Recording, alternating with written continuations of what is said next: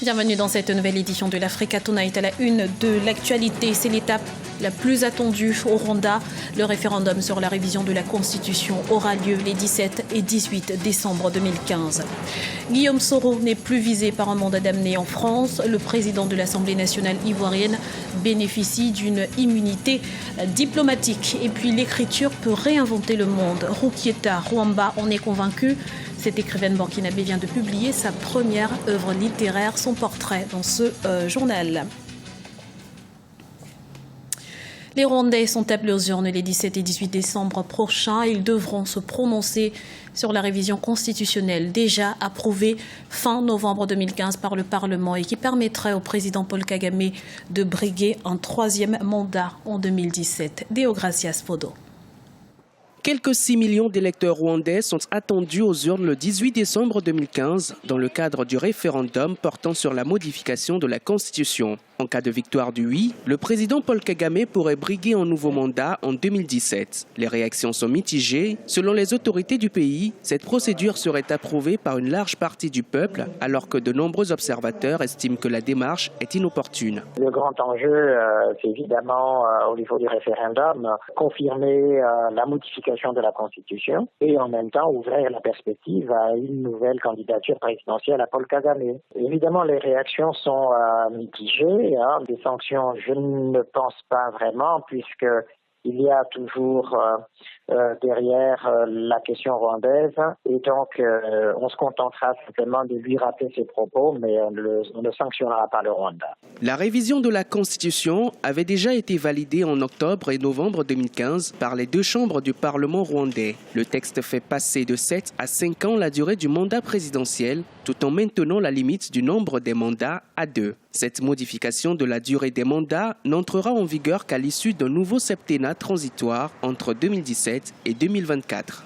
Les performances économiques du Rwanda sont correctes. La pauvreté n'est pas complètement résorbée, mais qu'à cela ne tienne, Kagame a fait du bon boulot. Ça, on peut le reconnaître. Mais maintenant, il faut permettre à la démocratie de respirer. Sinon, on va vers le parti unique. Et on sait ce que le parti unique a donné au Rwanda. Et donc, il faut toujours avoir cet horizon quand on prend des décisions politiques, en particulier au Rwanda. Avant le vote du vendredi 18, les Rwandais se trouvant à l'étranger seront d'abord convoqués aux urnes le 17 décembre selon le gouvernement. Sera-t-il candidat à sa propre succession en 2017 ? Le président Paul Kagame a récemment promis de se prononcer définitivement sur cette question après le référendum.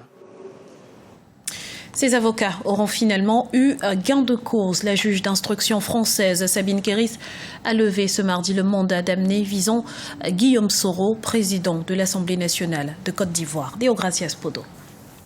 Suite à la protestation des autorités ivoiriennes en réponse au mandat d'amener émis contre Guillaume Soro, l'actuel président de l'Assemblée nationale ivoirienne, la justice française fait volte-face. La juge d'instruction, auteur du mandat, a reconnu mardi 8 décembre 2015 que Guillaume Soro était l'un des représentants officiels de la Côte d'Ivoire à la conférence de Paris sur le climat et qu'il bénéficiait du statut diplomatique. La Côte d'Ivoire estime que le mandat d'amener qui a été émis par le juge d'instruction, vice-présidente du tribunal de grande instance, Mme Kéré Sabine, viole totalement, premièrement, les coutumes et la pratique diplomatique, viole également le traité de coopération, les accords de coopération qui unissent nos pays depuis 1961 en matière judiciaire, ainsi que les traités internationaux auxquels nous sommes tous soumis. L'État de Côte d'Ivoire avait adressé un courrier de protestation fustigeant la procédure enclenchée contre l'ancien Premier ministre Guillaume Soro. Il estime que celle-ci est une violation des accords de coopération judiciaire entre les deux pays. L'officiel ivoirien jouit d'une totale immunité en raison de son statut et donc dans ces conditions, aucun mandat ne devrait être émis à son encontre.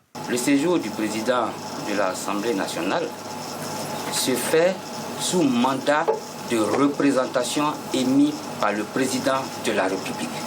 Aucun mandat ne peut être émis à son encontre.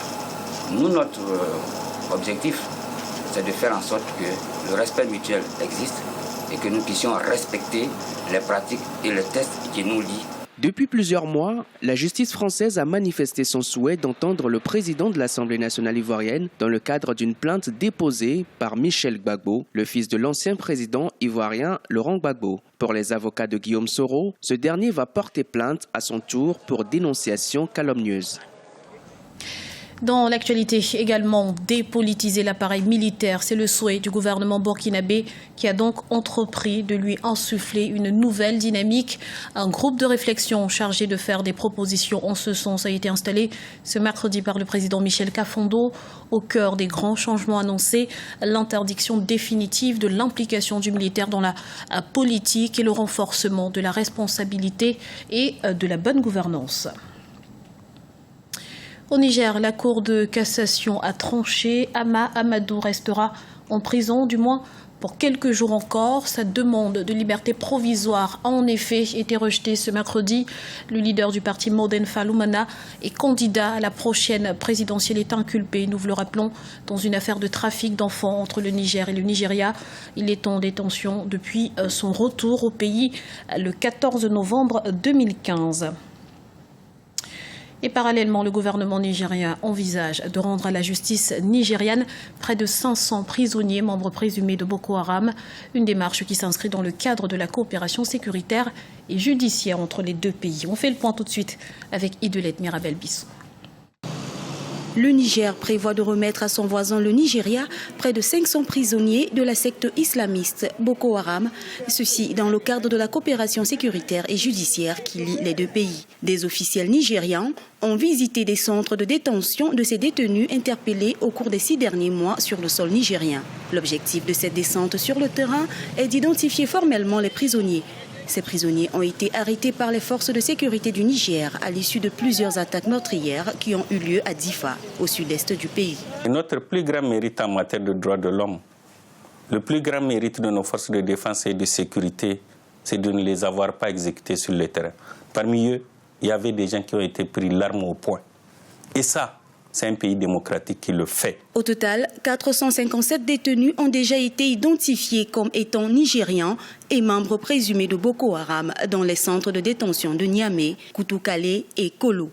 Au Niger, les autorités renforcent le dispositif de sécurité pour lutter contre toute intrusion terroriste. Nous avons mis en place des patrouilles mixtes sur l'ensemble du territoire où nous avons près de 1000 véhicules qui tournent 24 heures sur 24 sur l'ensemble du territoire. Mes véhicules avec des hommes armés, avec armes collectives et armes individuelles. C'est ce que nous appelons les patrouilles régionales, départementales et urbaines. Dans chaque ville, dans toutes les régions du pays en brousse, nous avons ces véhicules armés composés de la garde et de la gendarmerie nationale pour les zones rurales et la police pour les zones urbaines. La lutte contre la secte islamiste Boko Haram se poursuit avec la force conjointe qui réunit les pays du lac Tchad et le Bénin. Les premières attaques des insurgés à Bosso et Difa remontent à février 2015. Au cours des dernières semaines, les combattants islamistes ont multiplié les incursions dans les villages le long de la frontière avec le Nigeria. 4 attaques ont été recensées entre le 26 novembre et le 1er décembre 2015 pour un bilan de 35 morts et des dizaines de blessés. À noter que le président nigérian Muhammadu Buhari, qui avait donné à l'armée jusqu'à fin décembre 2015 pour venir à bout du groupe islamiste Boko Haram, a déclaré ce lundi que les opérations pourraient durer plus longtemps. Culture à présent, elle n'a que 23 ans. Pourtant, elle a des projets plein la tête. Achevant sa licence en journalisme, Rukieta Rwamba vient de mettre sa première œuvre littéraire sur le marché, intitulée « Vie dans la termitière ». Reportage de notre correspondant, Wenjam Valentin Compaoré. Rukieta Rwamba est une jeune écrivaine burkinabé. Au département communication et journalisme à l'université de Ouagadougou, cette jeune étudiante est une mordue de lecture depuis l'école primaire. Sa dernière parution, Vie dans la termitière, une nouvelle de 4 chapitres dont entre autres Au pays de l'immoralité, Plutôt la mort que le déshonneur, La descente aux enfers de la famille Kabolé. Elle dépeint une société en crise morale et politique et appelle à l'union des peuples africains. Je peux définir par exemple les termites comme des insectes sociaux qui sont bien hiérarchisés, vivent dans les colonies, ils sont bien organisés aussi. Voilà, il y a des soldats, il y a la reine, il y a les ouvriers. Voilà, donc chacun a son rôle à jouer. Donc, une manière aussi de dire que tel que les termites se battent pour construire la termitière, tels qu'ils se battent à l'intérieur pour pouvoir survivre, nous les hommes aussi, nous devons nous battre de cette façon. L'actualité politique nationale a été une grande source d'inspiration pour son œuvre. Un matin d'octobre où la révolte des opprimés apparaît ainsi comme une description par anticipation de l'insurrection d'octobre 2014, la première édition de l'œuvre datant de septembre 2014. Je me dis que la littérature peut être ma corde pour la construction de mon pays parce qu'avec les écrits, on peut oser réinventer le monde. Voilà, avec les écrits, on arrive à éveiller même la conscience du peuple. Voilà. L'écrivain, il est considéré comme les yeux, les oreilles de la société. Rukiata Rwamba voudrait hisser haut le drapeau burkinabé sur l'échiquier littéraire africain. Elle s'apprête à publier son second livre, Afi, l'histoire d'une jeune élève promise à un bel avenir, mais qui n'y arrivera pas. Dans ce manuscrit en édition, elle dénonce l'ingratitude de l'être humain. C'était le journal de la rédaction. Merci pour votre fidélité. Retrouvez dans un instant une nouvelle édition de l'information sur Africa 24.